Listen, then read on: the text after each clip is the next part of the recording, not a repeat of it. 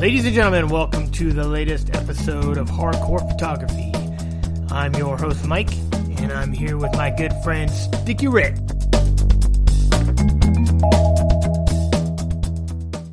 Woo, dude, that's cold.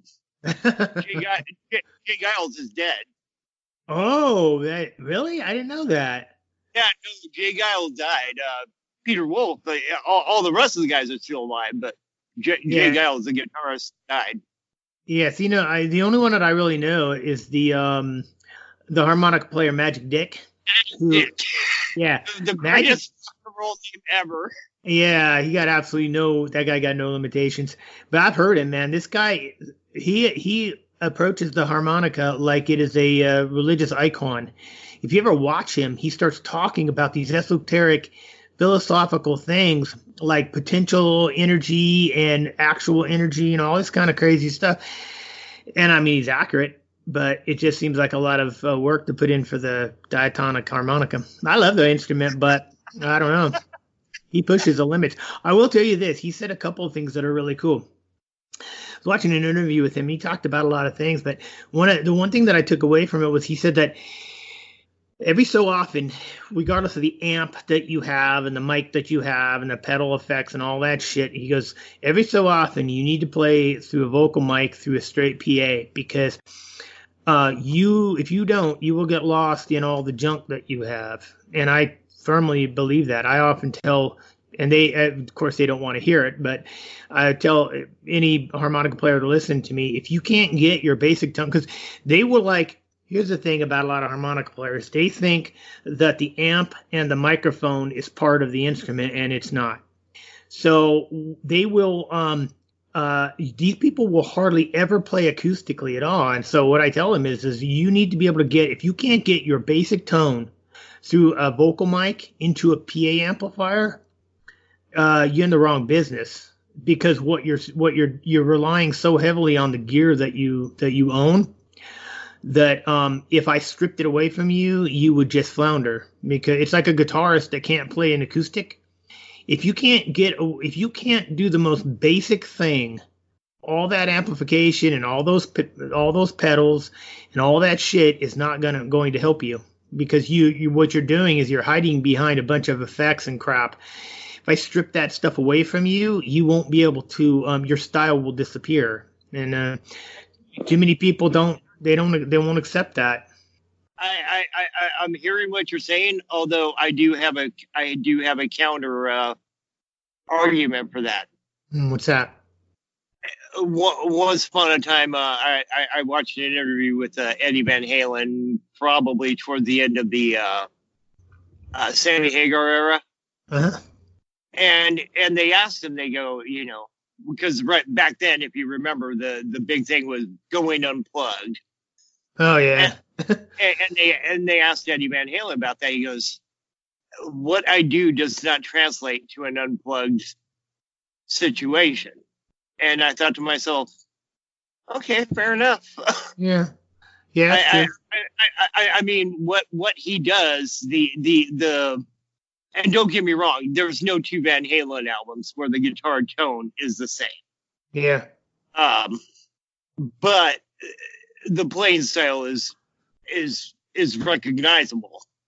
It's all basically the same, whether it be a chorus or a flanger or whatever he happened to be fond of at that moment in time. Yeah.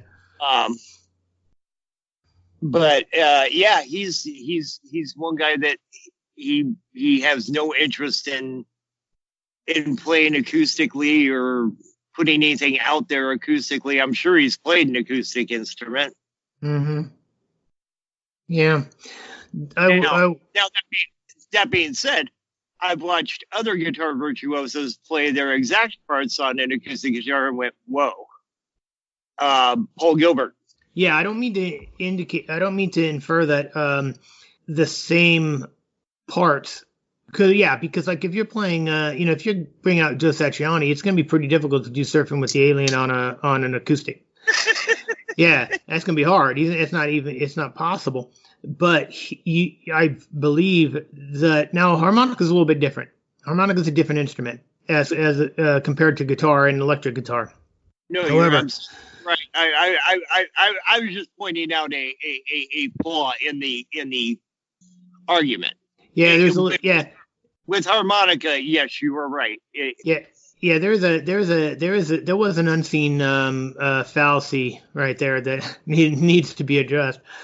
But when you brought up the unplugged thing too, I was wondering about that because I think that do you think that the unplugged was the reaction to shred guitar? I think it was a reaction to what was just going on culturally. Is a lot of these artists were writing songs on acoustic instruments, and or some would come out like Melissa Etheridge was really big at the time, and these were people who, while the production value of what they did, had overlays of all kinds of stuff on them, the basic of the song stood up because they wrote it as an acoustic piece to begin with. Yeah. Do you think something gets lost in the translation? No, this is speaking of guitar because obviously harmonica. Harmonica is always acoustic. Always acoustic. Right. Only the interface between the instrument and the amplification is different. Electric guitar is plugged directly in, so there is no the interface is a straight shot. There is no acoustic anything. So, do you think that something gets lost when a writer writes directly on electric and does not at least rough it out on an acoustic? It depends. And I have a couple different ideas about this. Now, the Mr. Big stuff that I've seen, whether it be Paul Gilbert or later on, there's some acoustic stuff with Richie Kotzen. It translates because the guitar isn't the focal point of the song. The melody of the voice and the, at least back when they were hitting on all 12 cylinders there, they were, their harmonies were unbelievable. Yeah, they were known for that. Not so much anymore, but No. Hey, I'm sorry, a voice is an instrument that will not last a lifetime.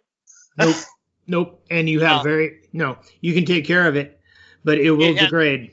It has a finite life. Yes, it does.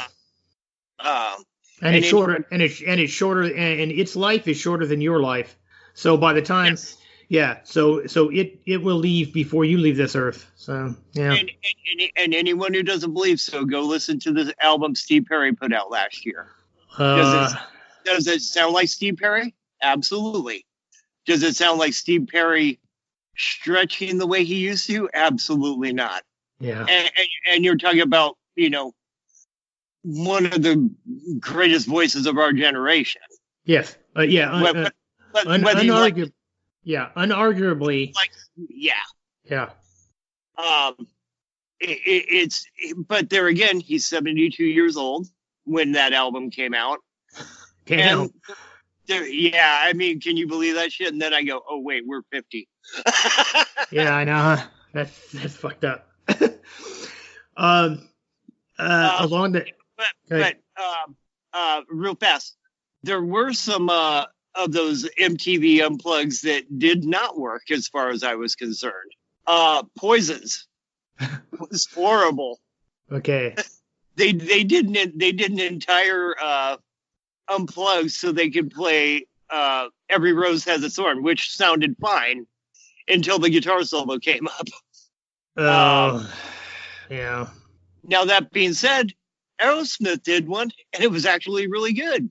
Oh, that's cool. Oh yeah, that's right. I forgot about that. It was pretty good. But they did more songs that would translate to.